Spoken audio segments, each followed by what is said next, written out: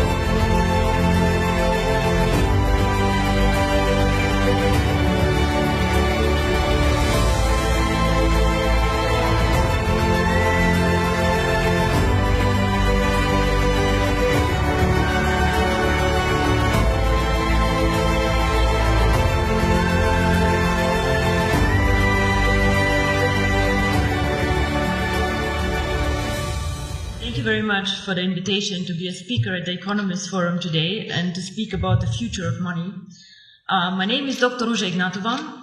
I hold a PhD in law. I have always been very interested in financial services and worked about 6 years with McKinsey in Eastern Europe, actually when the crisis hit us really, really bad. I was spending my time in Russia with Sberbank, and it was an interesting time.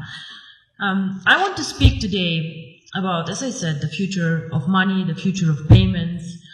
And I am, how to say, a bit sad to listen to the speaker before me, who are having such a gloomy outlook, focusing on all the issues that the region faces, and showing us a future where we have to do a lot of catching up in Eastern Europe, a lot of work, a lot of tasks, a lot of issues.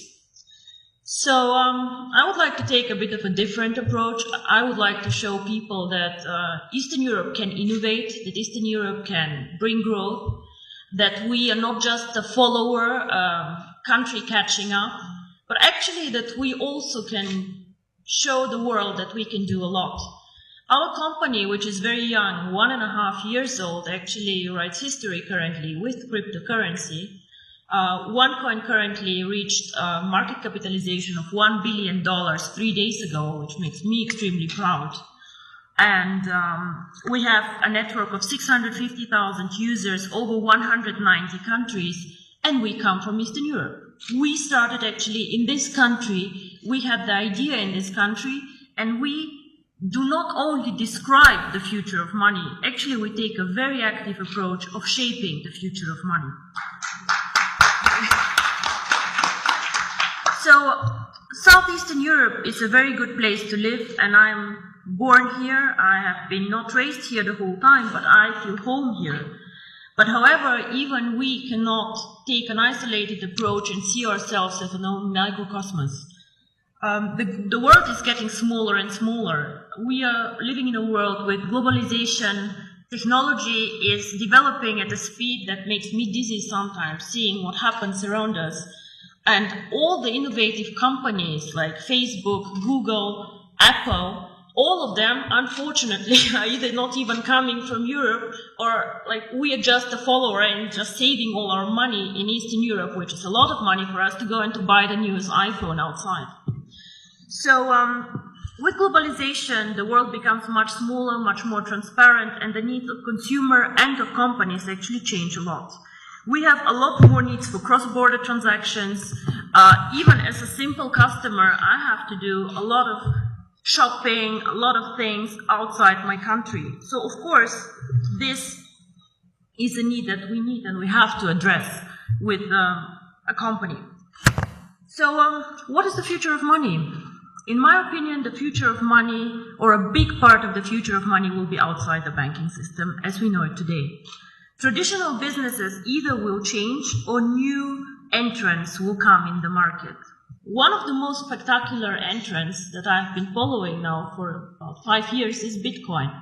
Now, Bitcoin is a cryptocurrency, the first cryptocurrency, the biggest cryptocurrency currently. And these people who created Bitcoin, nobody officially knows who they are, have my fullest respect for the innovation, disruption, and value creation that they actually did to the financial market. Of course, wherever there's value creation, speculators come, and a lot of turmoil can happen, but these people created something new and something really exciting. Bitcoin and the blockchain technology, which makes financial services independent from governments, independent from regulators even, and independent from banks as we know them, already starts changing the world we live in. However, Bitcoin until now and the more sophisticated cryptocurrencies have been a payment system, an investment system for the either very sophisticated people out there with a very, very solid IT background, for the smart ones, or for the elite who has a lot of money and diversifies their portfolio with a new exotic investment like Bitcoins. The market is still not very big, with a market capitalization fluctuating between 2 and 3 billion, transactions happening every day about 200 million euro. So we still have a lot of potential to grow in the cryptocurrency market, but we see a start. So we have been, or are we still an emerging market? I am not sure what is politically correct to say, but emerging markets are out there. And we can speak about Latin America, we can speak about Asia, we can speak about Africa, extremely interesting market actually, which is like catching up now. And we can speak about also the small Asian countries. In all these countries, we have an issue that we also had here actually, a lot of people who are underbanked, unbanked, or just forgotten by the big players. Why? Because they're poor, because they have needs that are not that interesting in the transactions, or simply because some of these people do not have proper documents. I have been in countries where people, every one of them has a smartphone, but has no proper ID card. So how do these people bank? I have been in Singapore and seeing Indian people working very, very hard to support families in India. How do these people send money to their families and to their loved ones?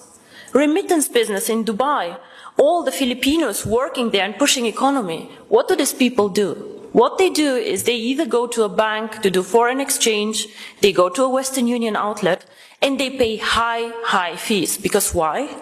We as a financial sector charge always most the ones who are the poorest, who are like the ones with the needs that nobody else can serve. If you're an affluent customer, if you have a lot of money, the banks will fight for you, they'll give you cards for free, they'll do their best to make you happy.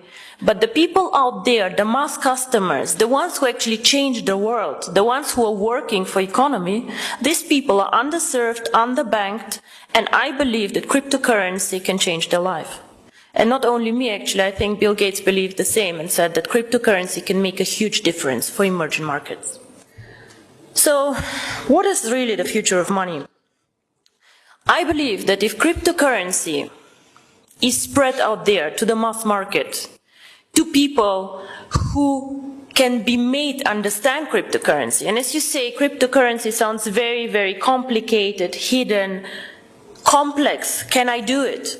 If we manage to make cryptocurrency actually accessible to people out there who are smart enough to understand the smartphone, who are smart enough to move and to work in an Asian country, if we make it simple, we can become actually the next mass phenomenon, like Google, like Facebook, become a network of active users. Until now, cryptocurrency did not make the leap, in my opinion, because it is not user-friendly, because it's not easy to use for the mass market, and because people perceive it as very difficult. So the person or the company who makes it actually to make cryptocurrency easy to use, accessible in the markets that need it, and this is not the US, gentlemen, this is the emerging markets where people want to work with it, to use it. If we make cryptocurrency not only a tool for speculators and investors to make quick money, but make it usable, if we work on KYC, on documentation, on making it transparent and bringing cryptocurrency to the traditional world, with the regulators, by the way, the US actually government, 4 weeks ago they said that cryptocurrency is actually in a status equal to commodities. So it means that actually cryptocurrency can be treated like virtual gold.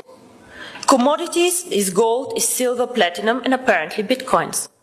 So the future of money can be searched, I think, outside the banking system because we are still more flexible. We do not fight the issues that the banks have, and because we think that the next big thing is based on technology, on the internet, and on the network phenomenon that we see in all these big companies out there. I think if we manage to provide a consistent strategy, a case to use the currency, and an easy access, which is aligned with the regulators out there, transparent, safe, cryptocurrency can actually be one of the preferred methods of payment, and not only bank transfers, card transfers, and all the traditional ways that we deal money with. My future, or my vision actually, is the one card, making cryptocurrency one currency like the euro, like the dollars, that you just can go and spend with your card, which can be a Visa, MasterCard, China Union Pay, whatever. Make it a real currency that people just can go and spend out there. I have done my job whenever all of you can go with their card and just spend $1 for a dinner. This is when cryptocurrency actually became real for me. And I'm very, very curious how the next 2 to 3 years will work out for all of us. And I hope I'm right, that the future is with technology and with us. Thank you very much.